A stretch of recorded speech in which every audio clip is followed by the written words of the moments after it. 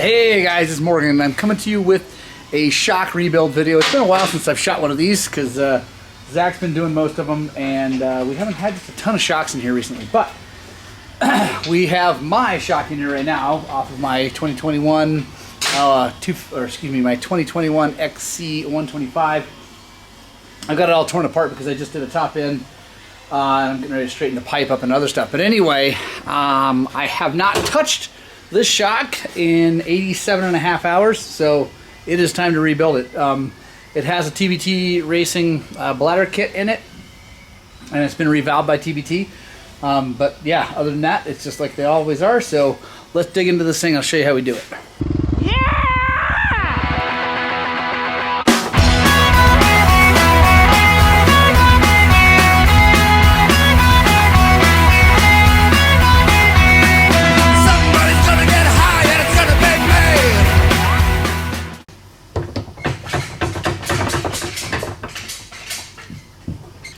Alright, we'll stop by loosening up the clamping ring that helps you hold the spring in place. And we're going to just spin that down so we can get this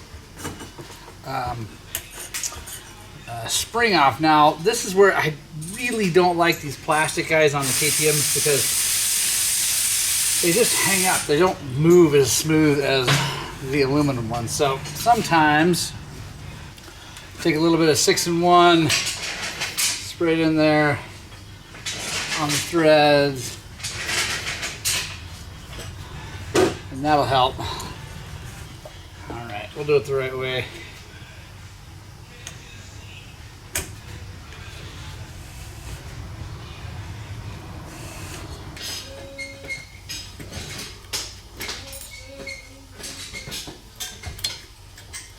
Go.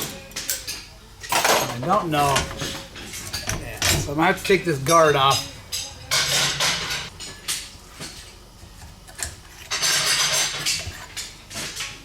That's easy enough. Now I'm gonna let the nitrogen out. So on these TBT kits, there's a big nut that covers up the Schrader valve, which is really nice because it keeps it super clean. You can see there, that's the nut, so put that there.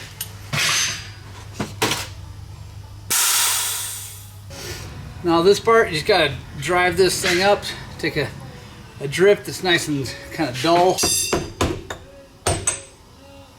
There we go. Take our cool little, I don't even know, pressy tool, push the seal down. There we go. And inside here, see, I think you guys can see, there's a circlip right there. So this wants to come back up because there's still a little bit of pressure in there. So I'll push it down and pop that circlip up, and then we'll pull the whole shaft up and out.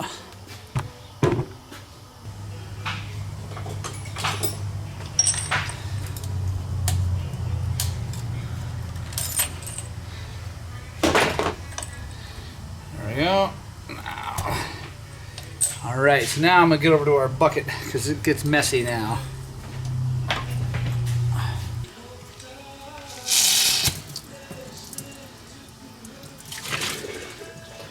So that actually did not look bad. That's good. I'm happy about that because this thing had, like I said, 87 hours on it, which is quite a bit. Now we're going to clean this thing up really good.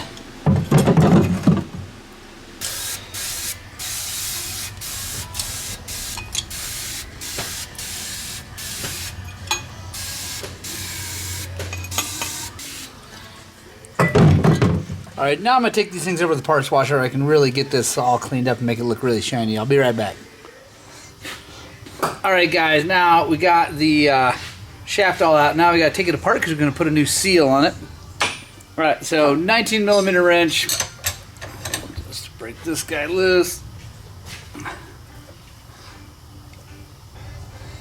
And it's nice these days. KTM's just putting lock nuts on here instead of painting it over and making all that. You still have to put red Loctite on it to make sure, but anyway, it's way easier. Alright, so we're going to take that, set it down.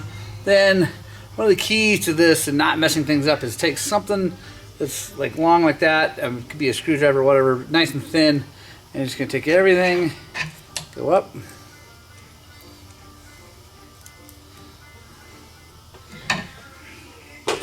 That way now we have our valve stack here, and we're not going to mess it up. So we're going to set it down over there, out of the way where we can't knock it over. Then we can slide it all back together. Might as well take this off and clean out the inside of this too. These get a little grimy because dirt gets past this, no problem. So that's nice and clean. Now we're going to take the seal out of this. It's easier sometimes to take that spring out. It just fits really tight around this thing, so you just pull it off. Then we can get down in here, get that bumper out of the way, and this big spacer comes out. Then this seal will just pop right out. Get in here, clean this really good. Take a look at everything. This bushing can be replaced if it needs to. It looks great, so we don't need to do that. But we need to get a new one of these. I use these seals from SDI, Suspension Direct. Anyway, they're really, really good seals.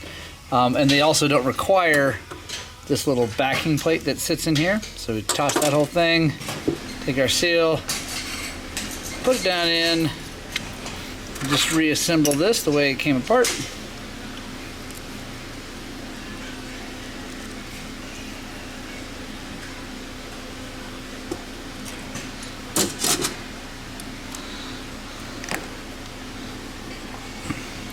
Alright, now we're going to go back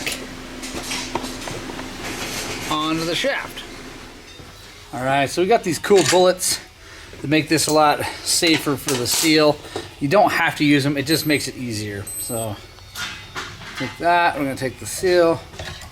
Oop, there we go. Now we're going to reassemble the valve stack.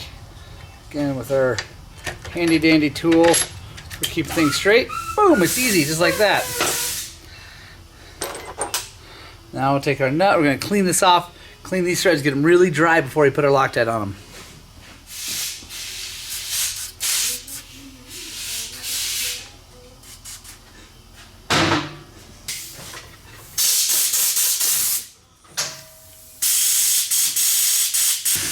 Take some red Loctite. Thread locker, technically it's not made by Loctite brand.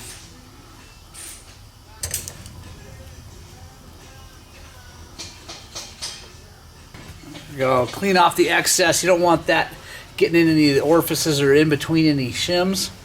Make sure that gets out of there. So I like to take just a tiny bit of assembly lube. It's kind of a seal grease stuff that I use. Go around here. You don't want much on there because you don't want contaminating the oil, but a little bit is going to make this go a lot easier. I'm going to assemble this dry. I'm not putting any oil in it yet. There we go. Take our snap ring. This is where it's going to be a little bit different for some folks because a lot of the folks do it a different way. This is how I learned it from Travis Flateau, TBT Racing. I really like the way he does this. So, first of all, I counted all the clickers and all that stuff, so I know where that all is. And they're all backed out right now. Sorry I didn't show you that, but you do want to count clickers and set them all, back them all the way out, but you want to count and know where they are so you can set them back to where they need to go. Alright, now we're taking out the compression, the high-speed compression valve. We're going to fill it through here. I'm sure some of you are wondering why I'm not going to use a shock pump. Part of it is I don't have one, and they're crazy expensive. The other part is, after watching Travis do this in a race trailer at a National Hare and Hound, without any kind of issues, and then having his guy the next day go and win the race, overall win the race, I feel like it's a pretty good way to do it. Alright, so when you're doing this, you want to have the shock, let me show you guys. You want to have the shock at an angle with this up, so the bubbles are coming up. Alright, so we use 3-weight Maxima shock oil, racing stuff. Good stuff. What we're going to do is we're just going to pour this in here.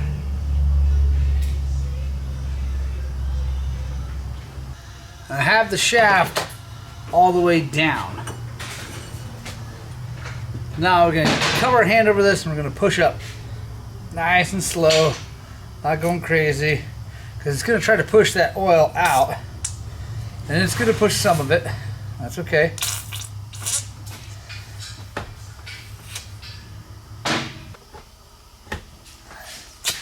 So what you're doing is you're getting a fair amount of the air, not a lot. Get a little bit of the air out. Take our compression stack, put it back in. All right, now we're going to really bleed it. We're going to take our bleed screw out. Set this out of the way. Now we get the DRC bleed cup. This thing is what allows me to do this without a shock pump. We're just gonna fill it. Not all the way up, just fill it up a little bit, and we're gonna pump. You're gonna see air. Now what we're gonna do is we're just gonna slowly pump that up and down a whole bunch of times. Now it does take longer than a shock pump. You get a shock pump, you just sit there and flip it back and forth. I mean, it takes a little bit to set it up. It is easier for sure. But this will save you $3 grand and allow you to get it done anywhere, even if you don't have the right power or whatever. So I'm gonna bleed this thing and I'll check back in when we get it all done. All right guys, I wanna show you. I should have showed you this before. This is how, when you're bleeding it, you want the shock set up like this, with this at the highest point it can be set up. And then while you're doing it, you want to just take something metal and just tap on the body every now and then, and that'll help kind of free up any bubbles that are hiding in there. Let's see if we get any out this time. There's a few. Not too many though. So we're starting to get close. Like I said, I'll check back in here in just a bit. Alright guys, I think we're pretty good. Let's pump it. Not seeing any more bubbles come out. So, happy with that. So, now we're going to take this off. I'll show you how we do that. It gets a little bit messy. It's like to have an extra cup right here. Just kind of be ready.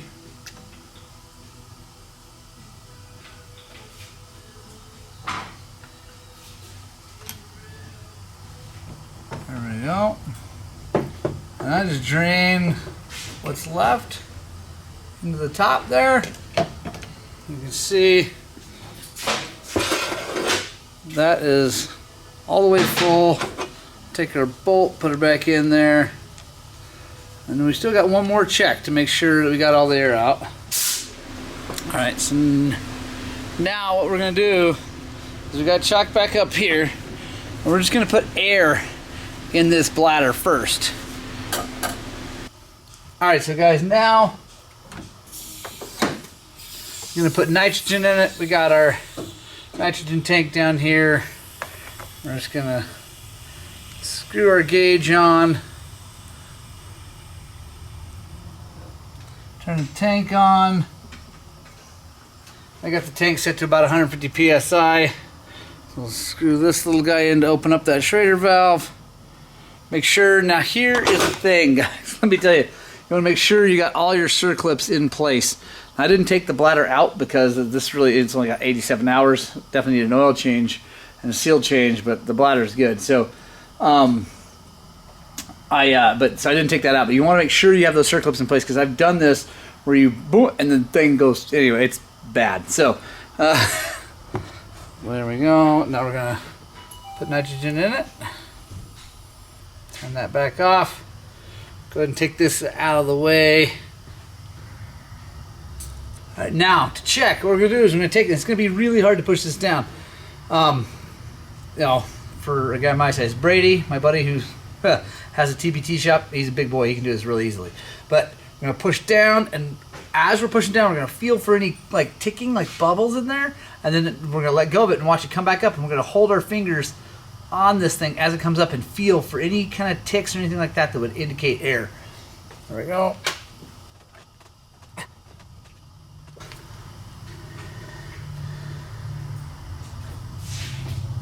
All right, it's perfect. Zero problems. Really, really happy about that. All right, now we're just going to reassemble it.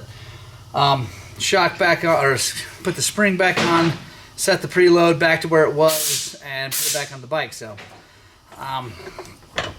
I hope that was a good video. I hope you liked it. If you didn't like it, if you thought I screwed something up, comment below. Let me know what you think is I did wrong. If you liked it, give us a thumbs up. Maybe share it with a friend. I hope you use it to do your own shock. Hope it saves you some money and some time. Yeah, let me know if that goes. If you do it and you do your own shock and you're like super stoked, let me know. Love you guys. Have a great day. Have a great day, and we'll see you on the next one. Hey, quick note, a little embarrassing, but figured I'd let you guys know. If you didn't see this before and you caught that, good job. I totally forgot to put it back on. So I just had to take the bike thing apart, bleed it again. No big deal, but kind of a pain in the butt. Anyway, don't forget those little things. But we all make mistakes. Just get more practice, right? Anyway, later.